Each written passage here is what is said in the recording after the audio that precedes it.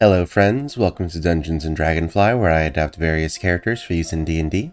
I'm Dragonfly9078, and today I'm building Luz Noceda and Amity Blight. After the build, be sure to check out my Patreon, if you want.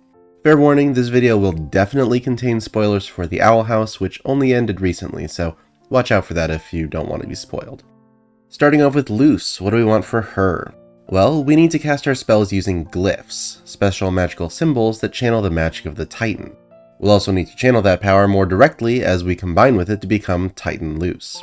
Unfortunately, doing so does use up the last of the Titan's life force, so we'll need to be there for the Titan's son, our little brother, the King of Demons. Looking over at ability scores, I'll be doing a point buy. If you want to roll for stats, that's fine, just make sure your intelligence and wisdom are high enough to multiclass. Starting off with a 10 in strength, we've got weak nerd arms, but as long as they're strong enough to spin our awesome girlfriend, what more do we need? Dexterity's 12, Luz can somehow draw a perfect circle every time, and we'll make Constitution 12 as well. Intelligence and Wisdom are both 13. Luz is definitely smart, but being a newcomer to the Boiling Isles puts her a little bit out of her element. And we'll finish up with a 14 in Charisma, because she can basically make friends with anyone, except Bellows. And Kikimora. But you know what, that's probably fine. Luz the human is, unsurprisingly, human, so we'll be a variant human and round off our intelligence and wisdom with our 2 free points. Our mom's a vet, so we'll take animal handling for our skill, and the artificer initiate feat will get us going with our glyphs. We get a cantrip and a first level spell from the artificer list. I'll say dancing lights for the cantrip since that's the first glyph Luz learns, and arcane weapon for the first level spell to slap a glyph on a weapon to let it deal an extra 1d6 of our choice of damage types. I would say cold and fire are probably the most in character, since we do have ice and fire glyphs.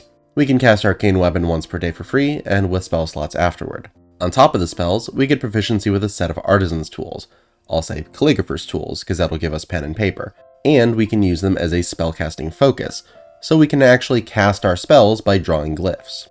Now, Luz effectively ran away from home to the Demon Realm, which feels close enough to running away to join a fairy circus to me that I'm fine with making her a Witchlight hand. That'll give us proficiency with performance, as well as with sleight of hand. Ida would be so proud. Since Luz draws her magic from the Isles themselves, we'll start off as a Druid, giving us proficiency with perception to notice hidden glyphs in the landscape, and arcana to suss out other secrets. We even learn Druidic, a secret language, which, of course, the glyphs are, the language of the Titan. For cantrips, we'll grab Shape Water for our Ice Glyph, and Druidcraft can be any of them really, since it can make a small light, a flurry of snowflakes, make a flower bloom, or light a fire. Druids prepare spells from their entire list, so we can take Entangle, growing weeds and vines that hinder enemy movement and restrain them if they fail a strength save, and Ice Knife, an icy projectile that deals piercing damage to the target, then explodes, dealing cold damage to anyone nearby on a failed save. Second level druids can wild shape into animals, but that's not something Luz can do, so instead we'll use Wild Companion.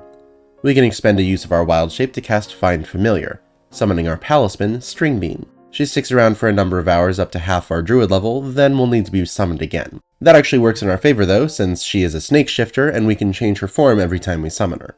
Since we commune with a giant ancient creature for our magic, we'll go with the Circle of the Primeval. As a Keeper of Old, we do research into the history of the Isles and Philip Wittebane, giving us proficiency in history and adding a d4 to all of our history checks. And though the spirit of the Titan has departed, we still have King, the Titan's son, who is developing his own glyphs for us to use as his powers grow. In addition to summoning Stringbean, we can expend a use of our wild shape to summon a Primeval Companion, which will of course be King. We can direct him with our bonus action, and unlike Stringbean, he sticks around until either he dies or we do. There's a bunch of fun spells we can take at 3rd level. Flaming Sphere and Heat Metal use our fire glyphs to burn enemies. Spike Growth can grow either thorns or icicles to punish them for moving. Earthbind uses vines to keep them from flying. And Moonbeam creates a beam of light that damages enemies and can force shapeshifters into their normal form. The Owl Beast likes shiny objects, so use this to help Ida regain control of her curse. We'll bump our Wisdom to 16 with our first ASI and pick up Thorn Whip for a quick plant glyph that can damage enemies and reel them in closer to us. Elemental Weapon is a lot like Arcane Weapon, since it adds energy damage to a weapon. It gives the weapon a +1 modifier and adds a d4 of damage, as opposed to Arcane Weapon's 1d6. But it does upcast better, since it actually increases the effect and the damage dealt, whereas Arcane Weapon just increases the duration. And Arcane Weapon has to go on a weapon we're using, while Elemental Weapon can slap a glyph on someone else's sword.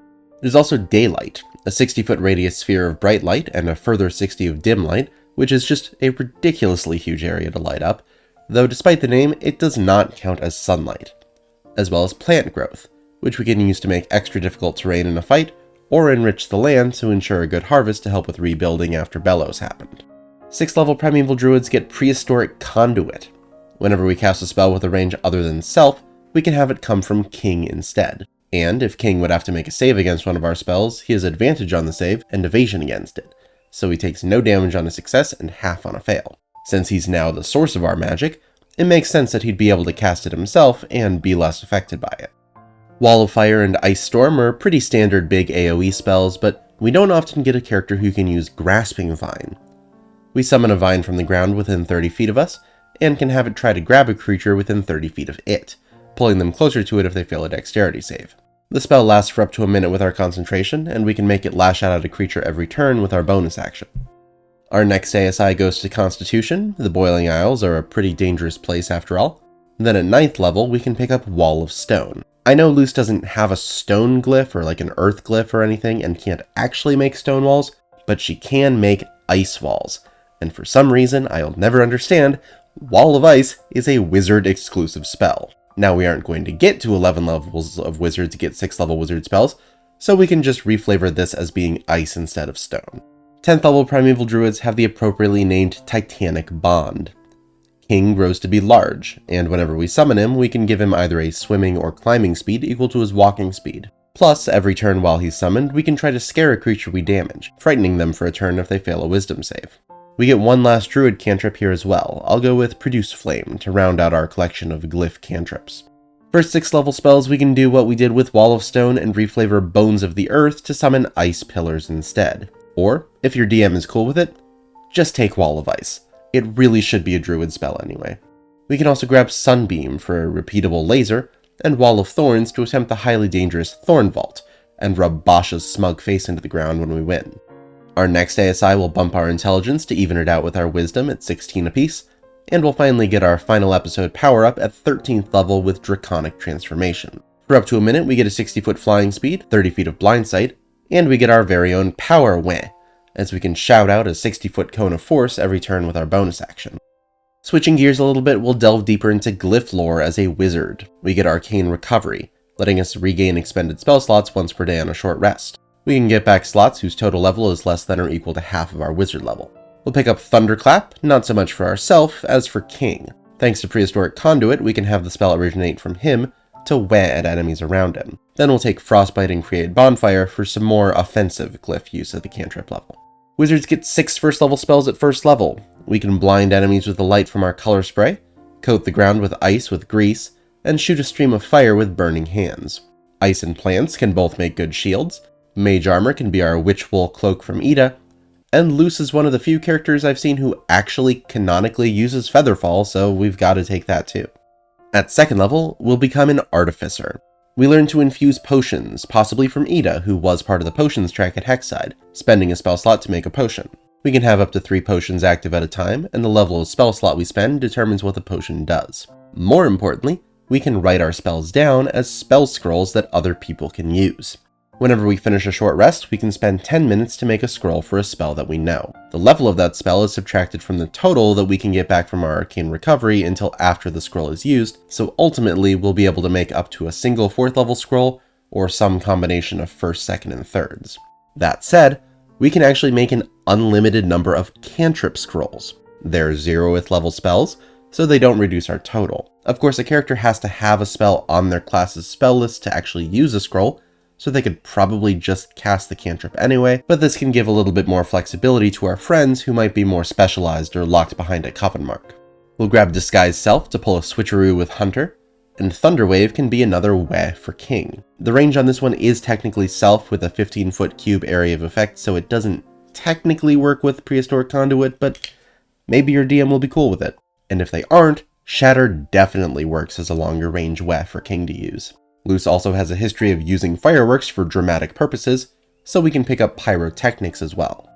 Our last ASI can go to whichever stat you prefer. I think Wisdom is probably the most in character. Then we'll figure out the Invisibility Glyph combo, tie up creatures in a web of vines, and round off our cantrip repertoire with Light. For 3rd level spells, we can take to the air on String Bean with Fly, And obviously, we have to take Glyph of Warding.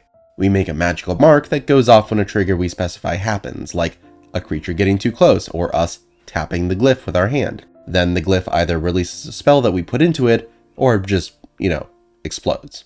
6th level artificers can infuse weapons and armor with glyphs to make them magical. We can spend a spell slot to give a weapon, piece of armor, or bundle of ammunition an enhancement bonus for up to 8 hours. The type of item and level of bonus depends on the slot we spend. Fireball is a classic of the genre, which I feel Luz would appreciate, and we can either get Pulse Web for King if your DM agrees, or Sending to text our mom if they don't. Our capstone is the 7th level of Wizard for 4th level spells. Greater Invisibility perfects our invisibility glyph so we can actually fight while invisible, and Dimension Door is a literal portal door. It can't take us between the human and demon realms, so Dimension Door feels a little bit like false advertising, but it can at least take us up to 500 feet in any direction. Now that the build is complete, the question becomes, how good is it? Well, we're quite the versatile sorceress, ending up as a 20th level caster with a wide array of spells for any situation, though, of course, mostly ones that require light, ice, plants, or fire. We're especially good at battlefield control, herding enemies where we want them to go by making other terrain unfavorable. And somewhat unusually, we've got a pretty good economic gig. Common magic items like, say, cantrip spell scrolls, sell for 50 gold at the low end. Even conservatively, if we can make just one a day for the cost of parchment and ink, that's still almost 350 gold every week. On the other hand, even with our cool witch's cloak, our AC is only 14, so we could end up burning through spell slots just for shield. There's also the fact that having King along with us does put him in danger. He's got a little more than half the HP we do, and our HP isn't spectacular to begin with, so a bad enough person could use us against each other. It's not so bad from a D&D perspective, since we can just resummon him if he dies, but from a character perspective, Luz would absolutely sacrifice herself to save him. And finally, it is a little bit annoying that to use a spell scroll, the spell has to be on the character's class list, so we can't just write down our glyphs and expect anyone to be able to use them. The wizard spells are probably alright since they get the biggest spell list, but the druid spells are a little bit more restricted. That's why it's important to find someone we're compatible with, like, for example, Amity. So for Amity, we need to summon abominations, magical golems made of some kind of mud or goop. That's just Abominations 101 though. More advanced witches can also use abomination goo for a variety of other purposes, like we're a goopy waterbender. And unlike Luz, Amity is a native of the Boiling Isles, so we need the basic everyday knowledge that Luz is missing out on. For ability scores, Amity will use the standard point array. If you want to roll for stats, that's fine, just make sure your dexterity, intelligence, and wisdom are high enough to multiclass. Starting off with a 10 in strength, Amity's a little bit on the skinny side for someone who is a star athlete. She's got that lean muscle, I suppose, so we'll make dexterity 14. Constitution's 13, when the rain itself boils, you need to be tough. Then as the top student, it makes sense that our intelligence is 15. Wisdom is 12, Amity can get lost in her own head sometimes, and we'll finish up by dumping charisma, since we really didn't get a great first impression of her, or second impression. Honestly, it's really not until like the 4th or 5th impression that we start to be on her side. Amity is explicitly not a human, but I wouldn't go so far as to call the Boiling Isle witches elves, since they aren't that different from humans, so we'll go half-elf. We get +2 to our charisma and +1 to 2 other stats, I'll say round off constitution and intelligence. We have 60 feet of dark vision, advantage on saves against being charmed, and can't be put to sleep by magic. And since we have innate magic thanks to our bile sac, we'll be descended from high elves to get a cantrip from the wizard list. Amity says that even children can cast light spells, so light feels appropriate. Abominations have a strong connection to engineering, or at least the Blight family uses them that way, so we'll go with Is It Engineer for our background. That gives us investigation proficiency, and we'll switch out Arcana for performance since we were used as a demonstration piece by Odalia. Also, I want performance, and we can get Arcana from our starting class. Alchemist supplies are probably the best artisan tools for abominations, and we get a bunch of spells added to our class's spellcasting lists. Of particular note are Produce Flame and Heat Metal, which are a few of Luz's glyphs we wouldn't have been able to cast otherwise. Amity has spent a lot more time in formal magical training than Luz, so most of this one's going to be wizard levels. Arcana and History are our wizard skills, and Arcane Recovery works the same as it did for Luz, getting back half of our wizard level worth of spell slots on a short rest. Mage Hand can summon an Abomination hand to grab something, and will take Mending and Message as well. Find Familiar can summon Ghost, our cat palisman, and the wizard version doesn't have a time limit, so we don't need to keep resummoning like Luz does with String Bean. We can make a Grom slideshow with Silent Image, make a wave of goo to block attacks with Shield, and then Detect Magic is just always useful to have. Since we're all about summoning creatures to do our bidding, we'll join the School of Conjuration. As a Conjuration savant, we can copy Conjuration spells into our spellbook faster and cheaper than other kinds of spells. And with Minor Conjuration, we can use our action to shape some goop into an object of our choice. It has to be something we've seen before, and can't be bigger than 3 feet to a side or heavier than 10 pounds, but that's a lot of utility for goop. For second level spells, Maximilian's Earthen Grasp summons a goopy hand to block Grudge Bee traps from getting to loose, or clutch at and restrain enemies. Or we can just throw a stream of goo to paralyze enemies with Hold Person. Our first ASI will bump our intelligence to 18 to be the top student, then we'll take Firebolt so we can ditch the training wand and just straight up burn stuff. At 5th level we can also fly on Ghost in staff form, and Tidal Wave can call up a huge Abomination arm to slam down on an area 30 feet by 10 feet, knocking enemies prone and dealing damage if they fail a dexterity save. 6th level Conjuration wizards get Benign Transposition. As an action, we can teleport up to 30 feet or swap places with a willing, small, or medium-sized creature within 30 feet. We can do this once per day normally, but it also recharges whenever we cast a Conjuration spell of at least 1st level. 4th level spells let us summon a bunch of Muddy Tendrils to batter an area with Everard's Black Tentacles, and we can finally bring in a full-on Abomination with Summon Construct. We summon a Construct Spirit that takes the form of a Golem or Modron made of iron, stone, or clay. The Clay Golem is definitely the way to go for the classic Abomination look. It follows our verbal commands without us needing to use up an action, and it sticks around for up to an hour with our concentration. This is kind of our bread and butter spell, so though we will get a few higher level spells, most of our higher level spell slots are going to be reserved for upcasting. Our second ASI goes to Wisdom, as we take a look at ourselves and realize we've misjudged Luce and now we want her to be our girlfriend. We also get Watery Sphere, a blob of goop that can either give us protection or entrap enemies, as well as Fabricate.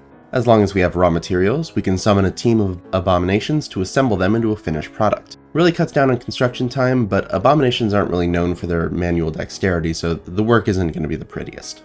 Big B's hand is like an upgraded Earthen Grasp, as our goop hand can block people, push them, punch them, or crush them. And Creation is like an upgraded Minor Conjuration, forming abomination goo into any object that fits within a 5-foot cube, though it's not permanent and will degrade within a day or so, faster depending on what material we're trying to mimic. 10th level conjurers get Focused Conjuration, making it so we can't lose concentration on a conjuration spell by taking damage, so our abomination is going to stick around as long as we can hold it. Then either Shape Water or Mold Earth is the best cantrip left for us, since abominations kinda split the difference between water and earth as primarily muddy. I'll say Shape Water is better since they're mostly fluid.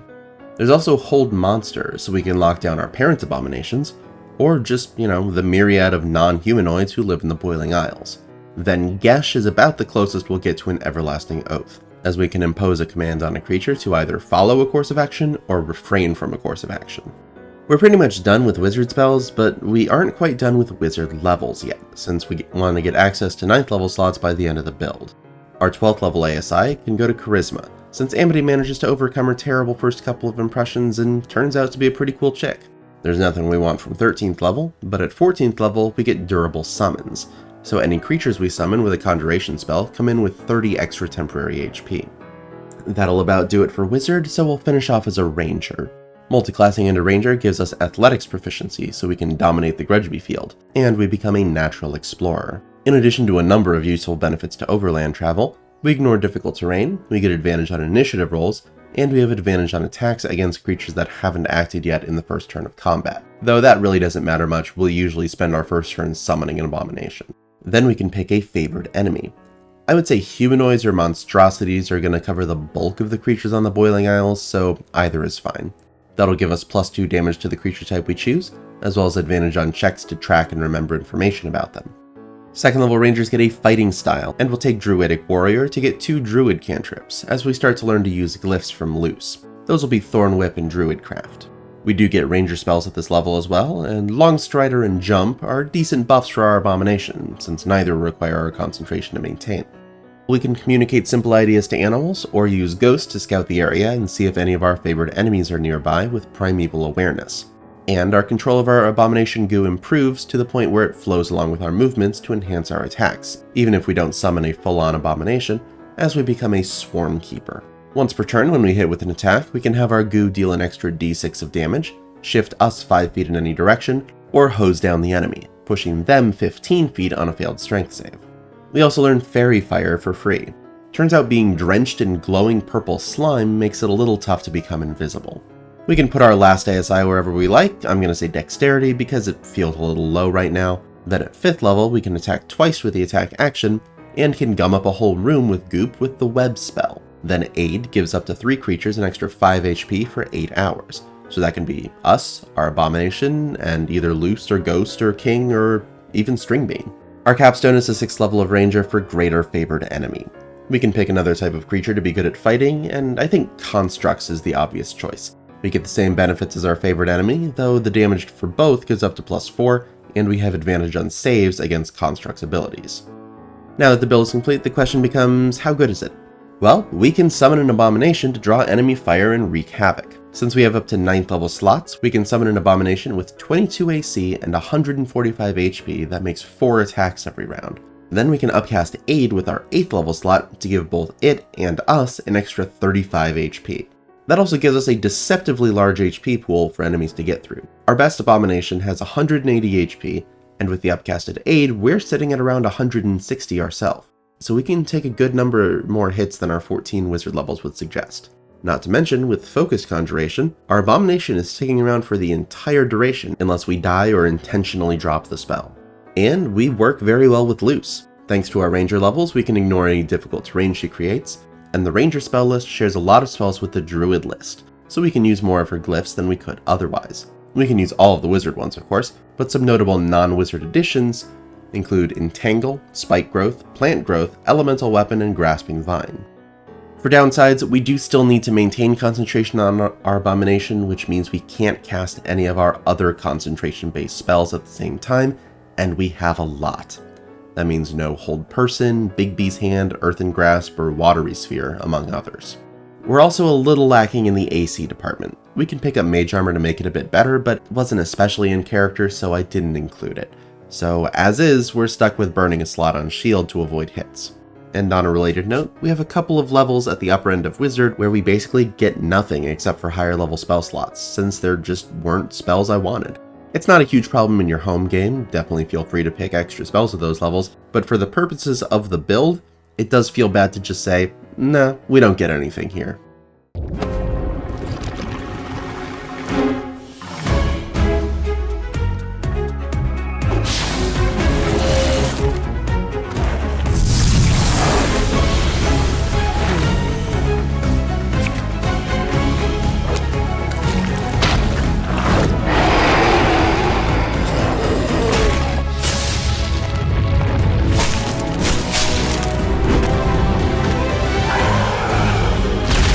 Thank you for watching, friends. I hope you enjoyed the build. No poll this week, but the next build should be pretty nice.